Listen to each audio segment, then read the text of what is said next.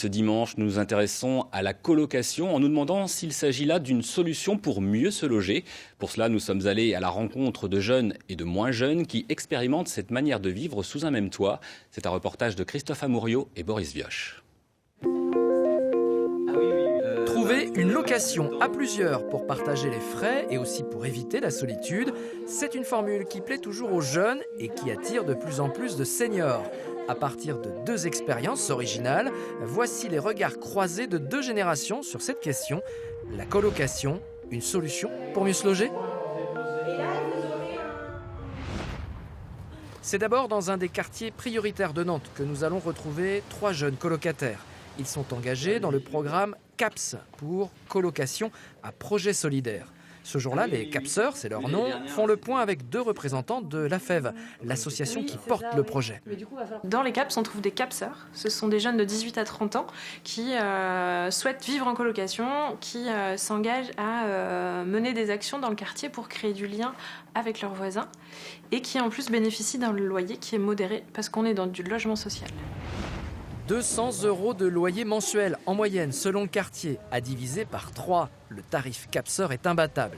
Ici, les locataires s'engagent entre autres à animer un jardin partagé en bas de l'immeuble, avec toujours un objectif à terme, créer du lien dans le quartier. Et c'est bien cet aspect-là qui les a tous réunis. Au-delà du prix, l'engagement est un bon plan. Parce que c'est l'accès à un réseau social dans un quartier, quand tu arrives quelque part, avec de la solidarité, de la sociabilité, enfin des choses qui peuvent faire défaut pour les étudiants dans les grandes villes. D'accord. D'accord sur le fond, les 3 CAPSeurs savent aussi que leur engagement solidaire impose quelques contraintes.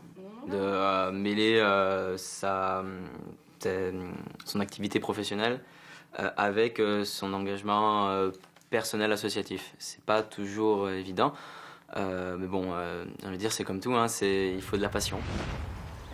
Nous sommes maintenant dans une zone résidentielle de la périphérie nantaise. Cette maison est en pleine rénovation.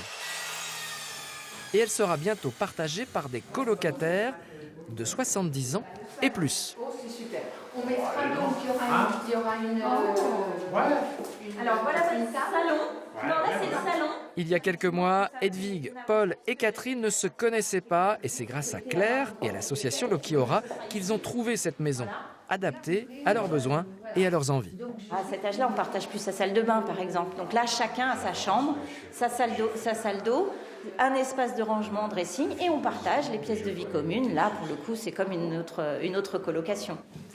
Comme pour les jeunes CAPSeurs, ces colocataires seniors cherchent avant tout à construire une expérience humaine. Moi, je suis seule et je trouve ma solitude insupportable.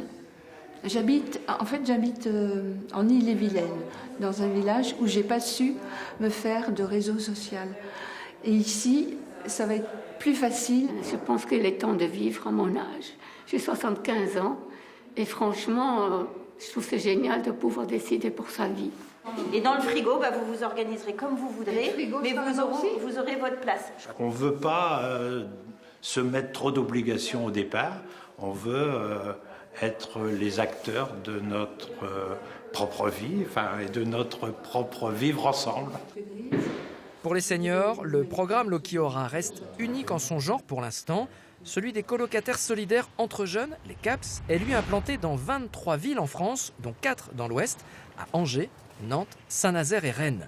Ces solutions pour mieux se loger et mieux vivre ensemble pourraient rapidement se multiplier.